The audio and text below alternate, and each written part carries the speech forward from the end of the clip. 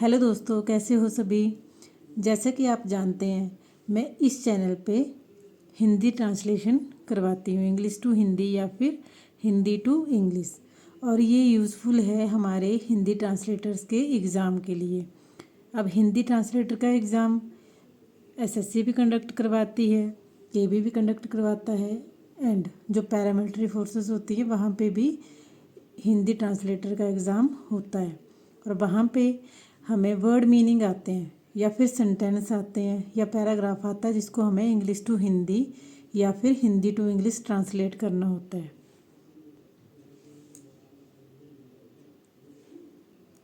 तो friends, translation के लिए सबसे पहले हमें टेंस का पता होना चाहिए और एक होना चाहिए वर्ड मीनिंग का पता, कि जो भी वर्ड दिया है उसको इंग्लिश में क्या बोलते हैं या फिर इंग्लिश में जो वर्ड दिया है उसको हिंदी में क्या बोलते हैं। तो मेरी कुछ वीडियो जो हैं वो वर्ड मीनिंग की होंगी, कुछ जो है वो प्रोवर्ब वगैरह उनका इंग्लिश टू हिंदी या हिंदी टू इंग्लिश ट्रांसलेशन कैसे करना है वो वाली हैं। और आज से हम कुछ वीडियोस अपलोड करेंगे जो कि टेंस से रिलेटेड होंगे। तो हम सारे ही टेंस इसमें कंप्लीट करेंगे, क्योंकि अगर आपको टेंस आएंगे तभी आप किसी भी पैराग्राफ या जो आपको सेंटेंस दे रखा है उसका ट्रांसलेशन कर पाएंगे। ठीक है, तो सबसे पहले हमें टेंस क्या होता है ये पता होना चाहिए। देखिए फ्रेंड्स, जैसे हमारी वर्ब्स होती है ना, क्रिया वर्ब को हम हिंदी में बोलते हैं क्रिया। तो क्रिया कब हो रही है, ठीक है, अभी हो रही है या पहले हो चुकी है या फिर फ्यूचर में होगी। ठीक है, तो वही एक टाइप से हमारा टेंस होता है। टेंस मीन्स काल, जो टाइम से रिलेटेड होता है। ठीक है, बट प्रॉपरली जब आप यहाँ इंग्लिश ग्रामर में पढ़ेंगे तो टेंस एंड टाइम दोनों का कंसेप्ट क्या होगा, थोड़ा अलग भी हो सकता है। ये नहीं कि जो आपको फ्यूचर में बात बताई गई है वो हमें विल लगा के या सेल लगा के लिखनी है। कई बार हम प्रेजेंट टेंस में लिखेंगे बट वो मीनिंग देगा फ्यूचर का। ठीक है, तो इंग्लिश ग्रामर के जो रूल हैं वो थोड़े डिफरेंट हो जाते हैं। ठीक है, मैं यहाँ पे कोई आपको स्पोकन या फिर वो वैसा कोर्स नहीं करवा रही हूँ, बट ये एग्ज़ाम से रिलेटेड जो कंसेप्ट है वो ही करवाऊँगी। ठीक है, तो सबसे पहले टेंस की definition. Tense is that form of a verb which shows not only the time of an action but also the state of an action और इवेंट।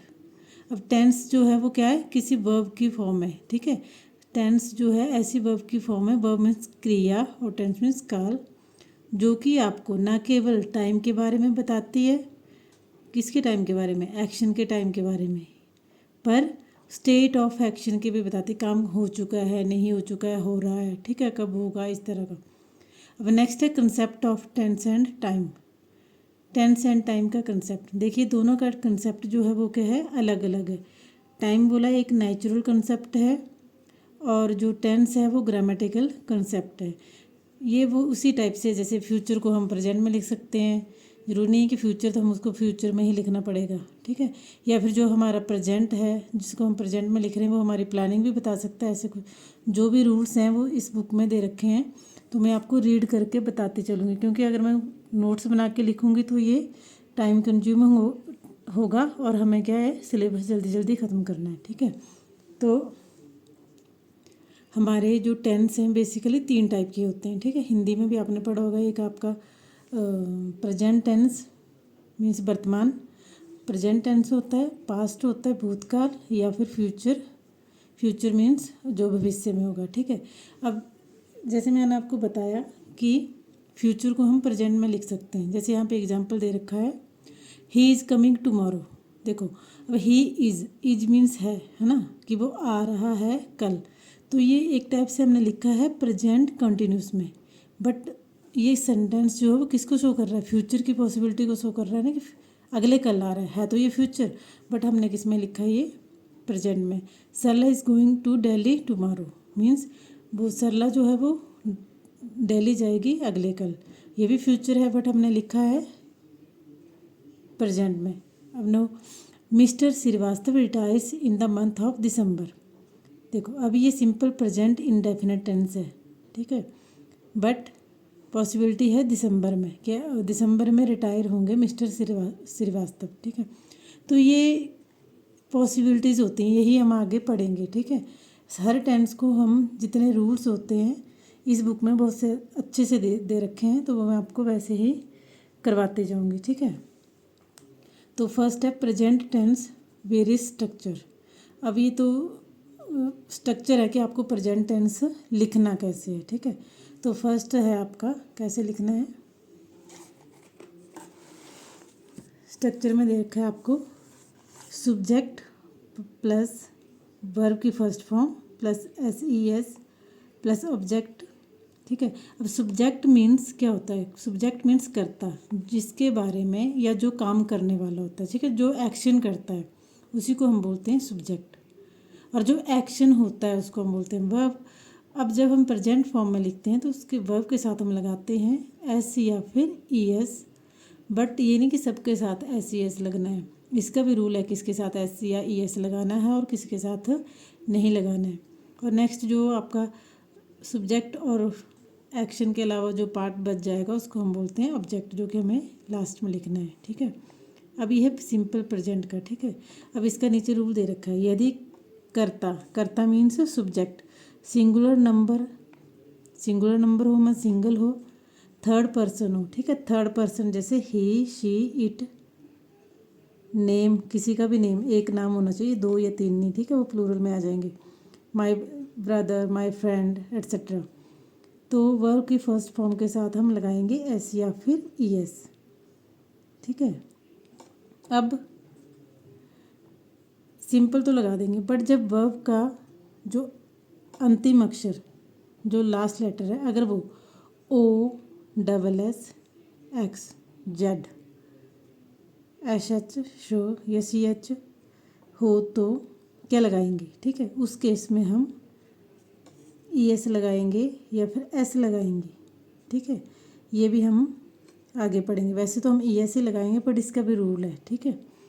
तो पहले जनरली सिंपल देखते हैं। देखो, मैं विद्यालय जाता हूँ। अब यहाँ पे काम करने वाला कौन है, कौन जा रहा है विद्यालय में, यहाँ पे मैं दे रखा है, ठीक है। तो मैं सिंगुलर है तो सिंगुलर, बट ये थर्ड पर्सन नहीं है।